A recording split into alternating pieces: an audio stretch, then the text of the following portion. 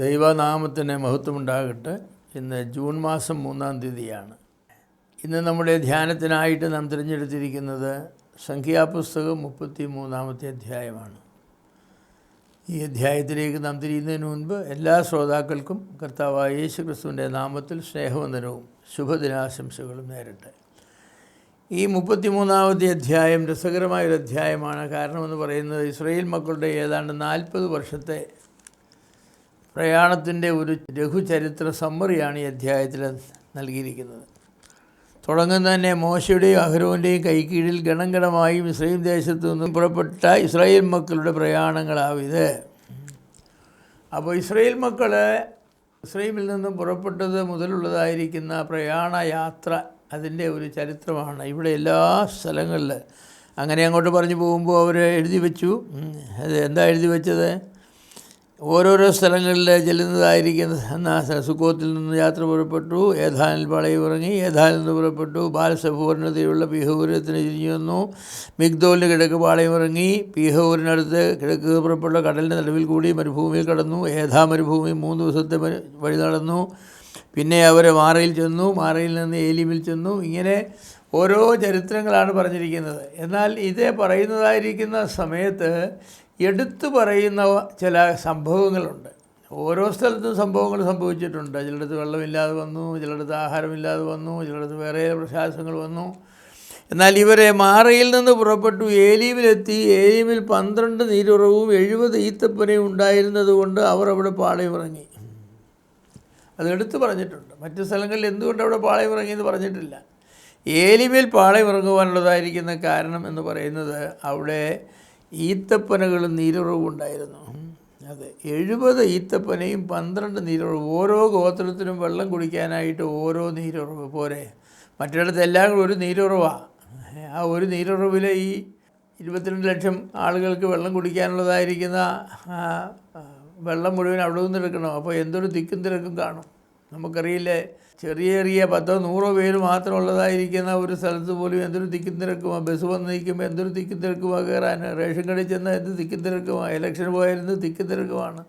അപ്പോൾ 22 ലക്ഷം ആളുകൾ ഒരുമിച്ച് യാത്ര ചെയ്യുന്നതായിരിക്കുന്ന സ്ഥലത്ത്, വെള്ളമുള്ളൊരു സ്ഥലത്ത് വന്നപ്പോഴത്തെ തിക്കും തിരക്കും. അത് കഴിഞ്ഞിട്ട് ഇവിടെ 12 നീരുറവും 70 ഈത്തപ്പനയും. ഈത്തപ്പനകൾ അനേക കാലങ്ങളായിട്ട് അതിലെ പഴങ്ങൾ പഴുത്ത് താഴെ ഉണങ്ങി കിടക്കുന്ന സന്ദർഭമായിരിക്കും. അതിൽ തന്നെ കൊലകൊലയായിട്ട് പഴങ്ങൾ കിടക്കുകയാണ്. ഇഷ്ടംപോലെ ഈത്തപ്പഴം. എത്രയും ആളുകളുണ്ടെങ്കിലും അവർക്കെല്ലാം കഴിക്കാനുള്ള ഈത്തപ്പഴമൊക്കെ ഇവിടെ കാണും. കാരണം അത് വർഷങ്ങളായിട്ട് ആരും ഒരുപക്ഷെ എടുക്കുന്നില്ല. ആ വഴിയൊന്നും ആരും അങ്ങനെ യാത്ര ചെയ്യുന്നില്ല.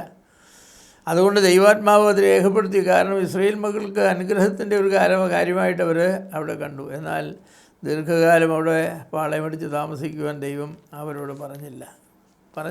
അവിടുന്ന് പൊക്കോളാൻ പറഞ്ഞു.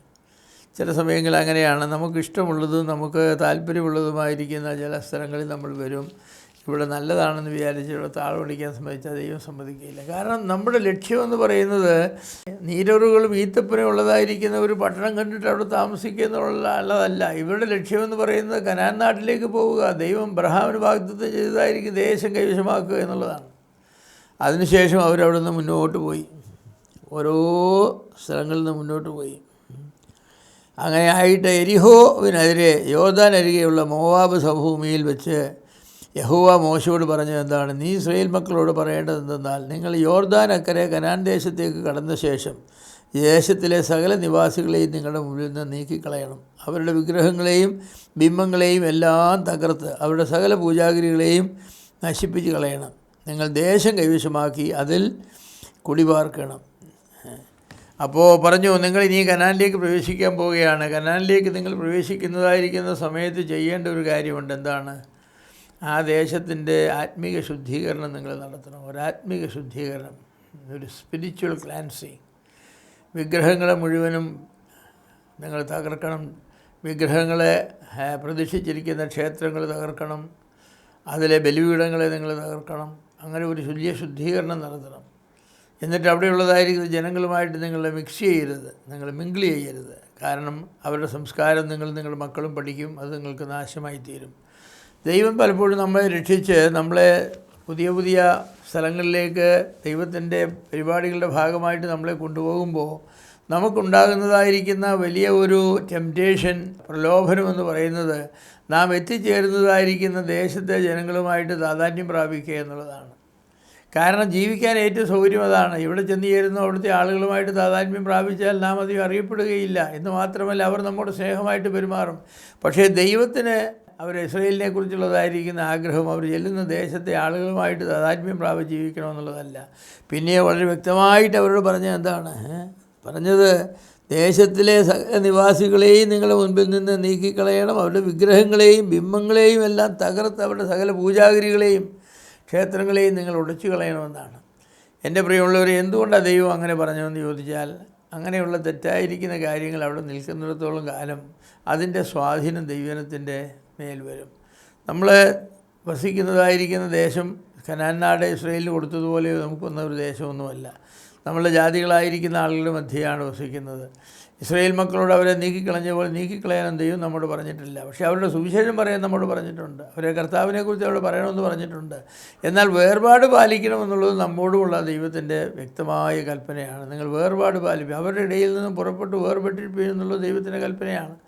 നാം ഈ ലോകത്തിലാണ് വസിക്കുന്നതെങ്കിൽ ലോകം തമ്മിൽ വസിക്കുവാനായിട്ട് പാടില്ല.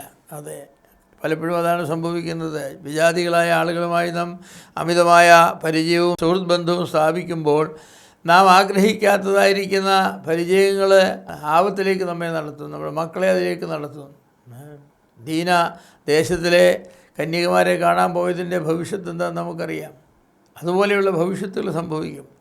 നമ്മുടെ മക്കളെ വളർത്തുമ്പോഴായാലും നമ്മൾ അതുപോലെ തന്നെ നമ്മളെ തന്നെ സൂക്ഷിക്കുന്നതായാലും വേർപാടെന്ന് പറഞ്ഞതായിരിക്കുന്ന പ്രമാണം പാലിച്ച് വേണം നമ്മൾ ജീവിക്കാൻ. അല്ലെങ്കിൽ നമുക്ക് വലിയ ദോഷം വരുമെന്നാണ് ദൈവവചനം പറയുന്നത്. ഇസ്രായേൽ മക്കൾ ഒരളവോളം അത് പാലിച്ചു, ഒരളവോളം പാലിച്ചില്ല. അതുകൊണ്ട് ഇസ്രായേൽ മക്കളുടെ ജീവിതത്തിൻ്റെ ചരിത്രം നോക്കുമ്പോൾ അവർക്ക് പൂർണ്ണമായിരിക്കുന്ന വേർപാട് പാലിച്ച ദൈവത്തിൻ്റെ ജനം എന്നുള്ളതായിരിക്കുന്ന സാക്ഷ്യം പൂർണ്ണമായി ഉൾക്കൊള്ളുവാനായിട്ട് കഴിഞ്ഞില്ല.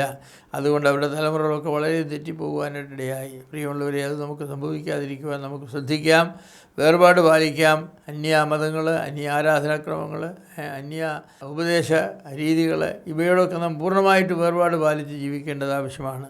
വലിയവനായ ദൈവം അതിനായിട്ട് നമ്മെ സഹായിക്കട്ടെ.